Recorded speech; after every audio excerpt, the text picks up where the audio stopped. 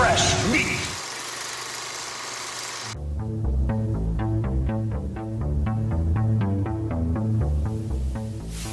Be my victim. And the girl starts to hear these scratching noises. That's not the fun part.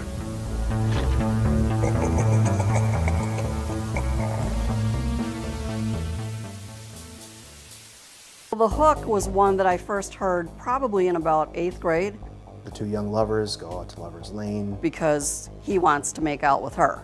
They hear the radio broadcast. They hear a news bulletin. The news flash that there's been a jailbreak. Mental patient. The dangerous criminal. And he's extremely dangerous, and he has a hook for a hand.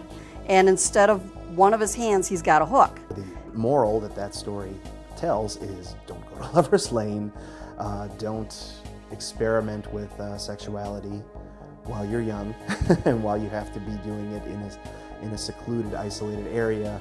Of all the tales featured in Scary Stories to Tell in the Dark, The Hook didn't need Schwartz's popular series to introduce people to this urban legend. Among teenagers, it is probably the most common story of the time. It is the definitive urban legend. Sometimes you'll hear the words urban myth, you'll hear urban legend. And when you hear those terms, a huge section of those traditional stories are scary stories. Someone out there is taking all these urban legends and making them reality. Urban legend. And they're about what not to do, about can I survive if I'm in this situation? What will I do? There's a guy and a girl, and they're parked out in the woods. The guy steps out, and the girl starts to hear these scratching noises. It's her dead boyfriend hung from a tree. The tales we've all listened to. And particularly for teenagers, there's a whole nother subset of scary stories. Just because it never happened doesn't mean it never will. The decapitated body was found in her car. I love the fact that our stories are a cultural memory. We remember, and so many of the stories are about chopping things up, dismembering, and the story sort of puts things back together again. Let us cut apart and put back together a film that in many ways is the ultimate examination of modern urban legends. I feel a sort of odd connection with the film Candyman, not only because I live in Chicago, but that I first saw it when it was released in 1992, a young, impressionable 12-year-old at the time. I can't say nothing. A Candyman will get me. As an adult, I spent 5 years researching and interviewing people about scary urban legends for the documentary about Scary Stories to Tell in the Dark. I talked to the same young people who heard it first on the radio or from a friend they once had. So, when did you first hear this story? My friend heard it on the radio. It's true sick, huh? The babysitter just roasted the kid like it was a turkey or something. I talked to the same academics from some of the same universities that appear in that film. Let's face it, folks. There are no alligators in the sewers. No, it's round the campfire. It's bedtime stories. See, these stories are modern oral folklore. They are the unself-conscious reflection of the fears of urban society. These stories, although they seem trivial, actually deal with issues that are central to our society, central to children growing up, to dealing with their fears, to dealing with uncertainty, to dealing with their increasing maturity. And these are stories that attempt to help them deal with that. And I think that that makes them important. I think that we lose something when we lose these stories. For me, the Hookman legend and the Candyman film itself are important and fascinating. Candyman country. Well, if you're after the Hookman, Helen, you really must read the paper I wrote about him 10 years ago. I mean, you do know the story, don't you? No.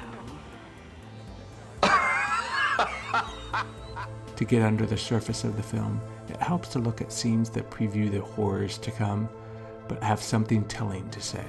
Early in the film, we see Virginia Madsen's Helen and colleague Bernadette in their nice, well-to-do Chicago apartment. Behind the mirror, Helen points out that they can get behind to the next apartment. This is to demonstrate how realistically a murderer could come in through the mirror. Symbolically, though, this is them and their pursuits to uncover truths behind the urban legends. Rather than finding a reflection of themselves, they find what is underneath their expensive, polished homes. This is gentrification. This is building a sterile academic setting and expensive homes on top of a location like Chicago that has a rich history of horrific racial and class atrocities. This gets at the heart of what studying urban legends is. It is an academic peering into the dark shadows of our history.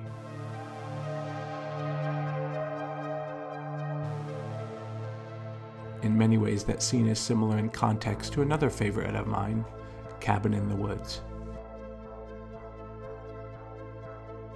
That film is commonly believed to depict we as the movie-going audience, happy to watch a horror movie that must have sacrifices. We want to see the characters go through pain, to die.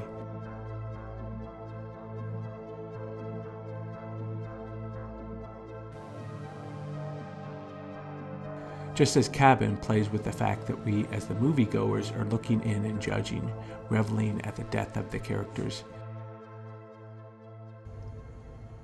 It's so strange. I'm actually rooting for this girl. She's got so much heart. You think of all the pain and the... Tequila is my lady! My lady! Come on in, guys. Come on in. You're welcome. Candyman examines us as listeners and participants of urban legends. Helen is an academic, coldly examining the legends of our past. So are we, sitting in our comfortable homes as our dark history is infused within the stories we candidly pass on to each other.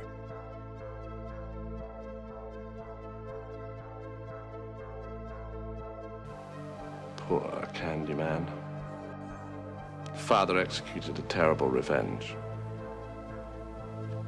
He paid a pack of brutal hooligans to do the deed, where they proceeded to saw off his right hand with a rusty blade. A history rife with death, suffering, and racial injustice, while also just being a silly spook story that we pass along.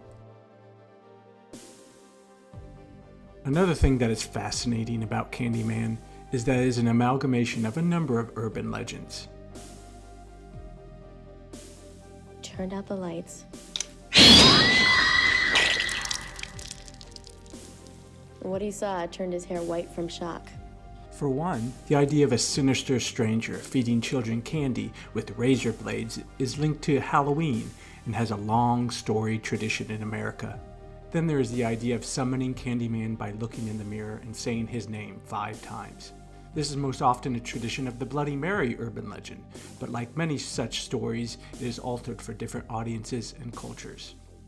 And then finally we have the fact that he is in fact a hook man. The hook itself can be linked to imagery tied to the working class, where machines and farming equipment would maim such workers, and a hook would be the only thing that could replace it. Whether it is I Know What You Did Last Summer or Adventures in Babysitting. Sure, in some cases, the murdering hook man is a deranged mental patient, killing teenagers parked in Lover's Lane. But if a real intention or motive is associated with a killer such as a man with a hook, associating him with class seems like a natural direction to take the story. In the case of Candyman, connecting the dots and addressing the myth in connection to slavery becomes rich with context.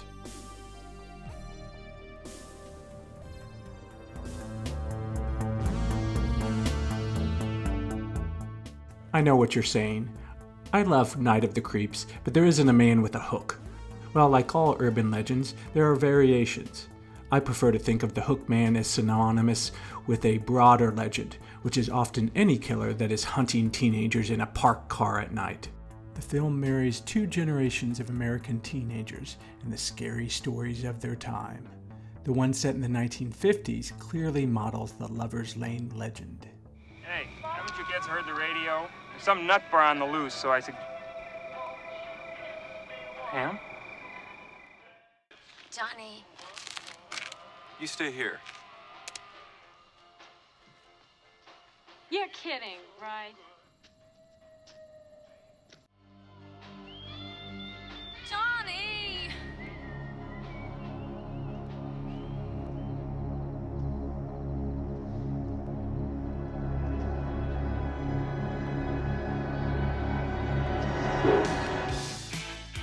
And then we come to the 1980s. Arguably one of the most prominent scary stories of the time were zombies. And like the Lover's Lane urban legend, the clear subtext involved scaring teenagers to avoid sexual intercourse. In the case of zombies, the insinuation is that if you allow your boyfriend to climb into your room at night, or stay out late after prom, you might just get a transmitted disease.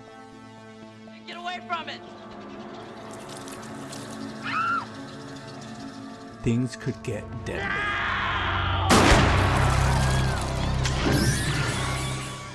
At a time when AIDS and other sexually transmitted diseases were prevalent in the news, it wasn't just about parking out in the woods. We need to scare children from having sex for different reasons. Interestingly, the 50s and 80s elements were also joined by the science fiction tropes of the movie that in some ways tie those times together. Both eras had a recent invasion of the Body Snatchers movie, and generally were a time in which horror was interested in the melding of aliens, science, and body transformations. One of the things I like most about Night of the Creeps is the idea that we are haunted by the horrors of our past. Your high school sweetheart went on with her life. Mine got hacked up by a nutcase with an axe. Detective Cameron certainly is.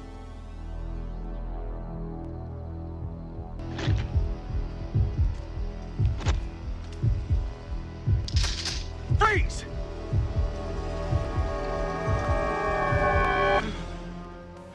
It neatly parallels the horror genre and the scary stories we tell, inevitably returning in different forms from one generation to the next, but ultimately with many of the same underlying messages.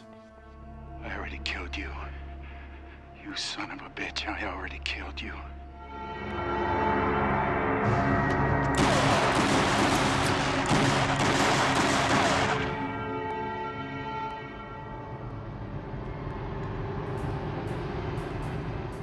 In the end, the Hookman urban legend is a pervasive story that goes well beyond any one movie.